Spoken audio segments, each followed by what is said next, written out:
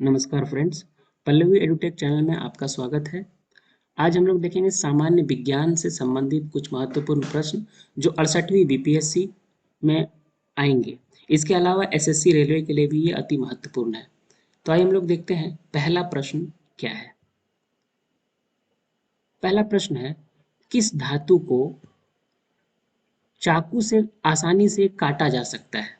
Options हैं sodium, mercury, copper या iron. तो आपका सही जवाब है सोडियम। सोडियम को चाकू से आसानी से काटा जा सकता है। दूसरा प्रश्न है, विद्युत का सर्वोत्तम चालक है? ऑप्शंस सिल्वर, लेड, कॉपर या एल्यूमिनियम। सही जवाब है सिल्वर। विद्युत का सर्वोत्तम चालक है सिल्वर। तीसरा प्रश्न है, चूने में पानी मिलाने पर कौन सी गैस निकलती है? ऑप्शंस हैं ऑक्सीजन, कार्बन डाइऑक्साइड, हाइड्रोजन या हीलियम। तो सही जवाब है कार्बन डाइऑक्साइड या CO2। कार्बन डाइऑक्साइड या CO2 यानी चूने में पानी मिलाने पर बुलबुला होते हुए जो गैस निकलती है वो होती है CO2।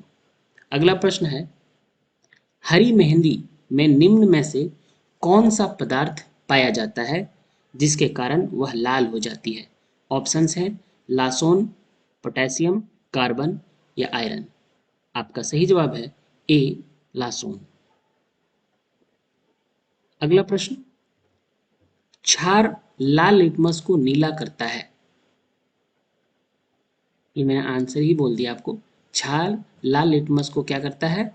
नीला। सही जवाब है सी। और अगर अम्ल आता तो क्या करता? नीले लिटमस को लाल करता है।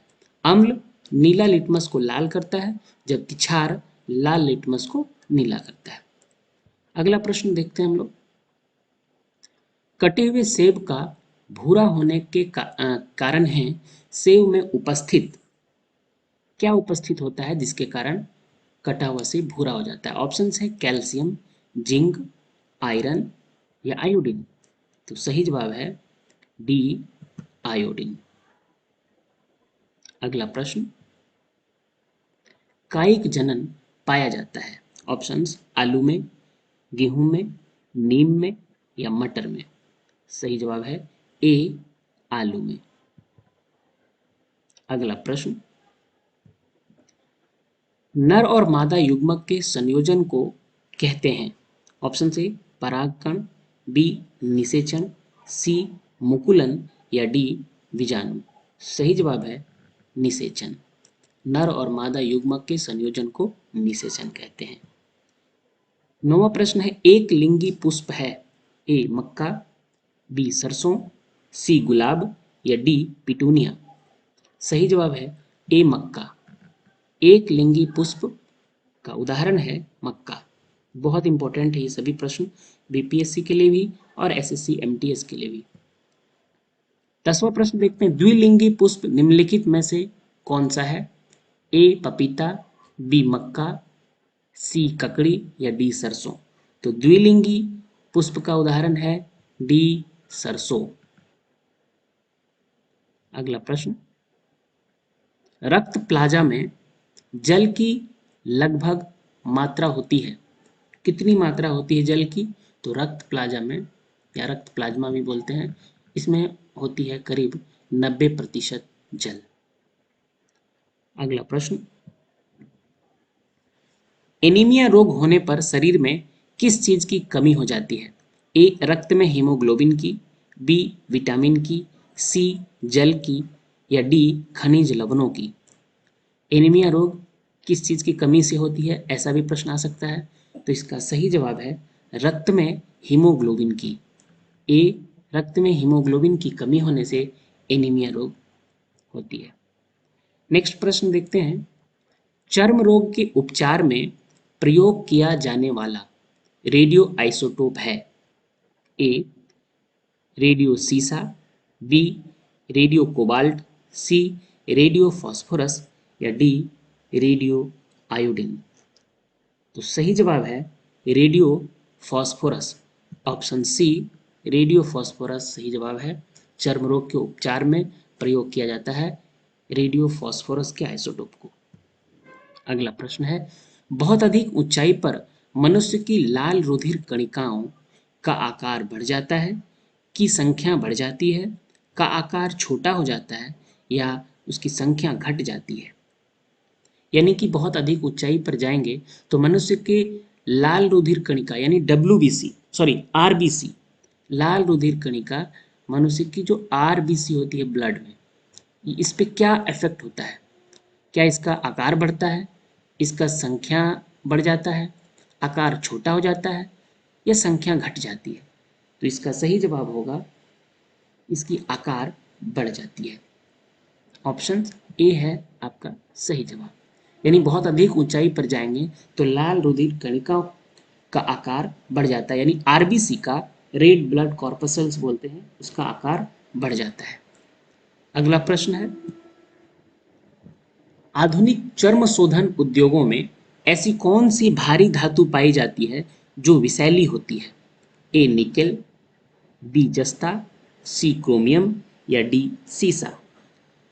आधुनिक चर्म शोधन उद्योग में क्रोमियम पाई जाती है जो विषैली होती है। इसका सही जवाब है सी क्रोमियम। अगला प्रश्न देखते हैं, कृत्रिम सैटेलाइट के अंदर व्यक्ति भारहीन महसूस करता है क्योंकि पृथ्वी के आकर्षण बल, नंबर ए, उस स्थान पर शून्य होता है, बी, चंद्रमा के आकर्षण के बल द्वारा संतुलित होता है, सी, अभिकेंद्र बल के समान होता है या डी, सैटेलाइट के विशेष डिजाइन के कारण प्रभावहीन होता है। तो इसका सही जवाब है 16 का, अभिकेंद्र बल के समान होता है। यानी आंसर सी है, अभिकेंद्र बल के समान होता है। अगला प्रश्न, फोटोग्राफी में मुख्य रंग कौन से होते हैं? लाल नीला पीला या लाल पीला हरा या लाल नीला हरा या डी डी है नीला पीला हरा। तो सही जवाब है लाल नीला और हरा, सी आपका सही जवाब है, लाल नीला हरा। फोटोग्राफी में ये तीन मुख्य रंग होते हैं, लाल नीला और हरा। अगला प्रश्न 18वां है, जब नींबू के रस को खाने के सोडे पर डाला जाता है तब उससे तेज उत्फुल्लन होता है क्योंकि उससे उत्पन्न गैस होती है हाइड्रोजन, ऑक्सीजन, कार्बन डाइऑक्साइड या इनमें से कोई नहीं। तो सही जवाब है कार्बन डाइऑक्साइड। अगर आप प्रश्न 19वां नंबर है, रेफ्रिजरेशन वह प्रक्रिया है जिससे कीटाणु मर जाते हैं, कीटाणुओं की वृद्धि दर घट जाती है, कीटाणुओं की कार्य क्षमता रुक जाती है या डी, कीटाणुओं का प्लाज्मा बन जाता है। रेफ्रिजरेशन में क्या होता है? तो सही जवाब है, रेफ्रिजरेशन में कीटाणुओं की वृद्धि दर घट जाती है। सही जवाब है बी, कीटाणुओं की वृद्धि दर घट जाती है। अगला प्रश्न 20वां है, वाहन चालन हेतु पश्च दृश्य दर्पण होता है साधारण, अवतल, उत्तल या प्रतिलोमी? तो सबको पता होगा पश्च दृश्य दर्पण यानी जो पीछे देखने के लिए जो शीशा लगा होता है वो होता है उत्तल दर्पण। सभी गाड़ियों में जो शीशा लगा होता है पीछे देखने के लिए वो उत्तल दर्पण होता है, ये सबको पता होगा, चाहे वो बाइक हो, फोर व्हीलर हो, सभी में उत्तल दर्पण ही होता है।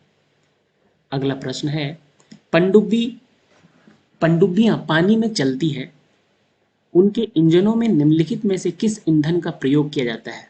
ए पेट्रोल तथा ऑक्सीजन, बी डीजल, सी बैटरी या डी भाप? तो सही जवाब है डी भाप। पनडुब्बियां में भाप से चलने वाले इंजन होते हैं। अगला प्रश्न है 22वां प्रश्न, होलोग्राम किसे कहते हैं?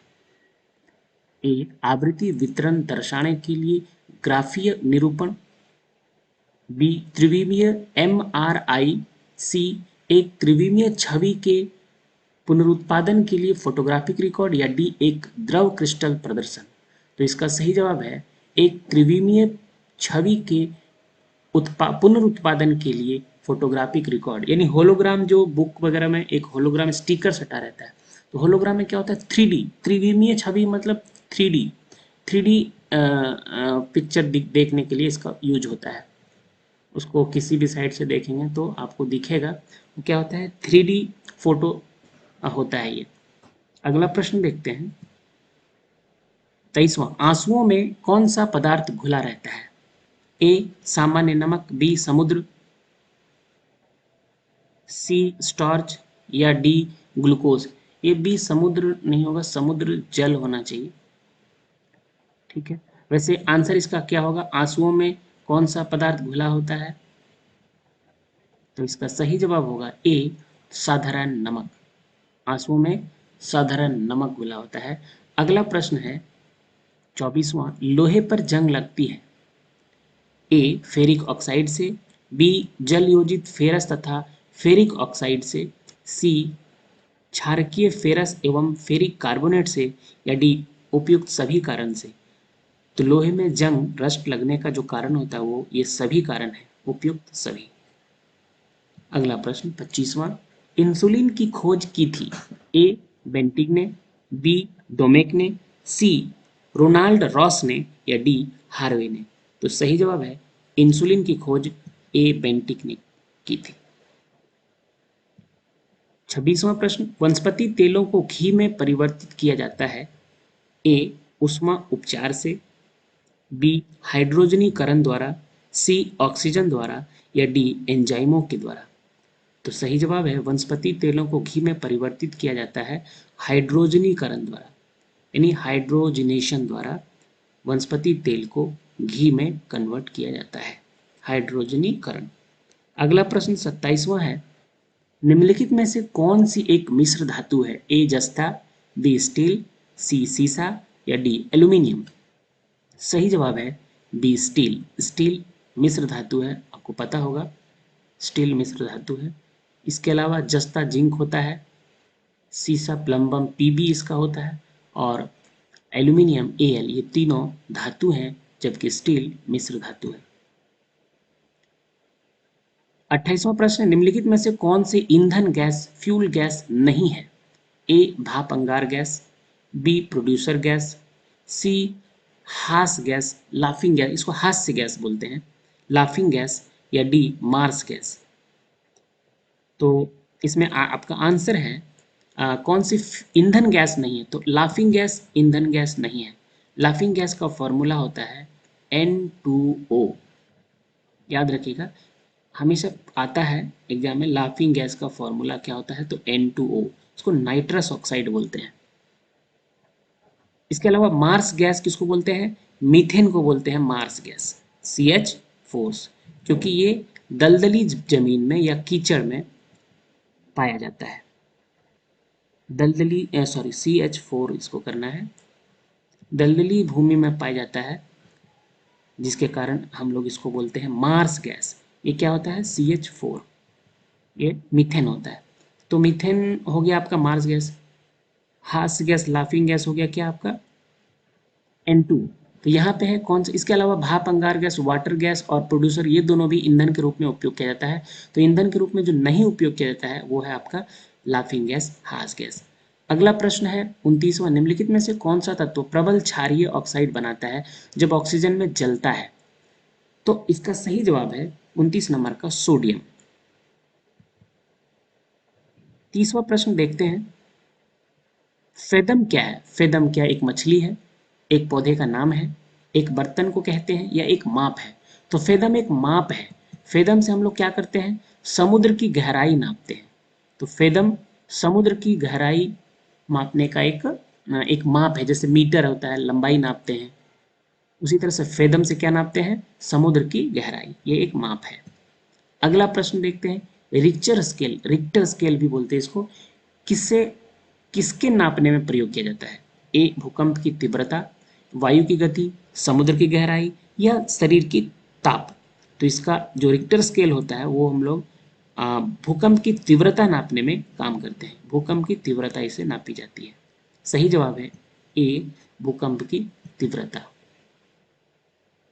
अगला प्रश्न देखते हैं, 32वां प्रश्न है, डायनामाइट के आविष्कारक निम्नलिखित में से कौन है? तो डायनामाइट का आविष्कारक कौन है? ऑप्शन है आइंस्टीन, बी न्यूटन, सी अल्फ्रेड नोबेल, या डी मैडम क्यूरी। तो सही जवाब है अल्फ्रेड नोबेल। अल्फ्रेड नोबेल ने डायनामाइट का आविष्कार किया था। अगला प्रश्न 33वां है, प्लास्टर ऑफ पेरिस प्राप्त किया जाता है सोडियम बाइकार्बोनेट से, जिप्सम से, यूरिया से या कार्बन से? तो सबको पता होगा जिप्सम से प्लास्टर ऑफ पेरिस प्राप्त किया जाता है। बी जिप्सम सही जवाब है। तो 34वां प्रश्न है, चिकित्सा व युद्ध में उपयोग के लिए किन कारणों पर नवीनतम अनुसंधान हो रहा है?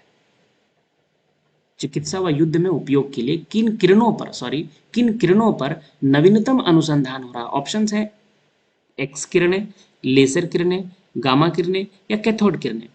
तो इसका सही जवाब है लेजर किरणें।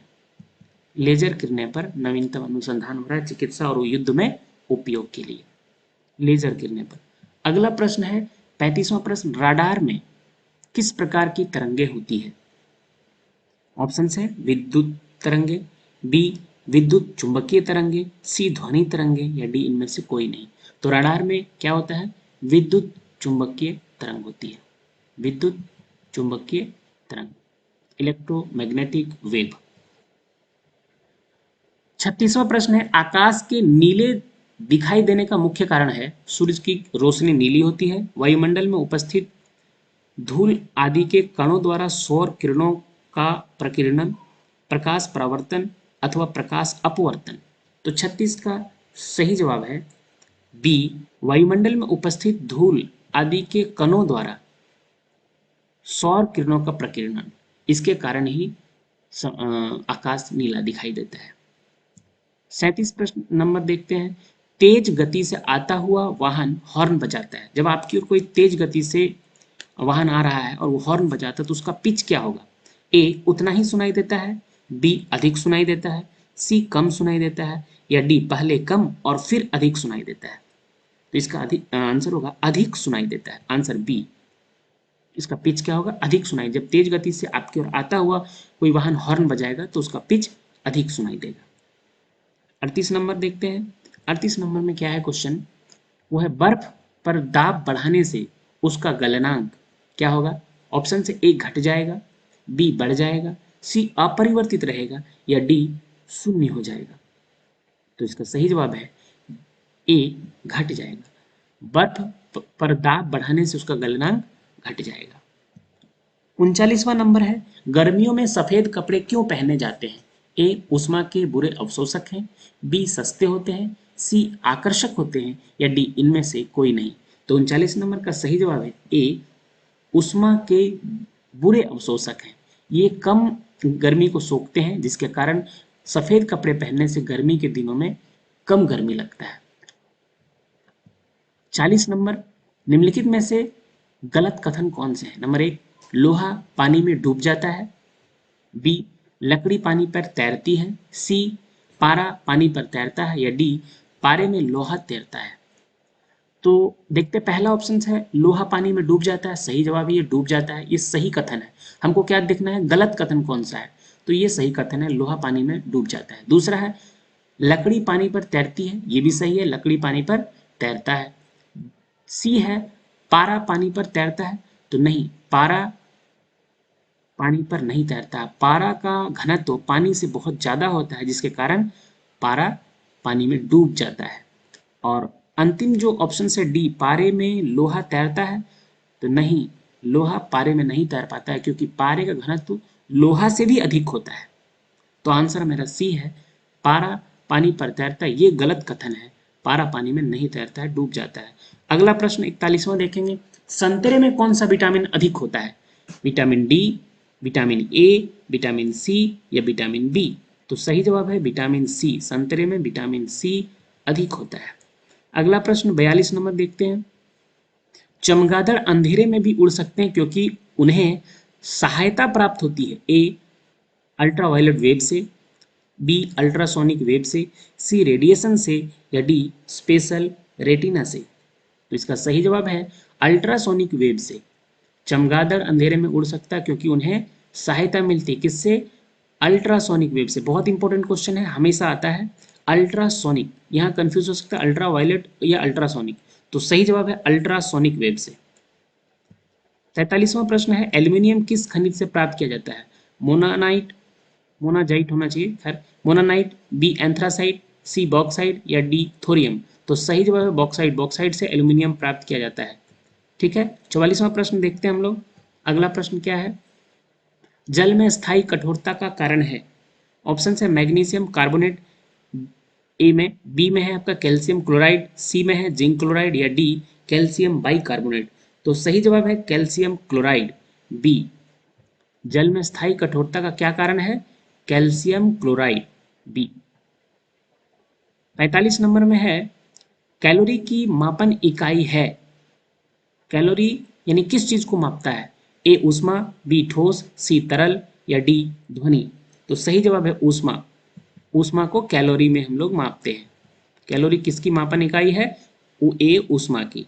46 नंबर में है, सूर्य उदय होते समय व डूबते समय लाल क्यों दिखाई देता है? ऑप्शन से ए विकिरण के कारण, बी जलवाष्प के कारण, सी धूल के कण के कारण, या डी प्रकीर्णन के कारण। तो सही जवाब है प्रकीर्णन के कारण सूर्य उदय होते समय व डूबते समय लाल दिखाई देता है, प्रकीर्णन के कारण। 47 नंबर है, घरों में विद्युत संयंत्र जोड़े जाते हैं, ए श्रेणी क्रम में, बी समांतर क्रम में, सी मिश्रित क्रम में, या डी इनमें से कोई नहीं। तो घरों में जो विद्युत संयंत्र जोड़े जाते हैं वो समांतर यानी पैरेलल क्रम में जोड़े जाते हैं। पैरेलल क्रम में, सीरीज में नहीं जोड़ाते। सीरीज में जोड़ने से क्या होगा?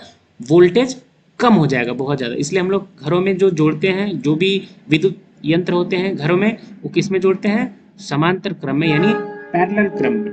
अगला प्रश्न है 48वां नंबर, लोहे में जंग लगना है एक भौतिकी क्रिया, रासायनिक क्रिया, सामान्य क्रिया, या डी इनमें से कोई नहीं।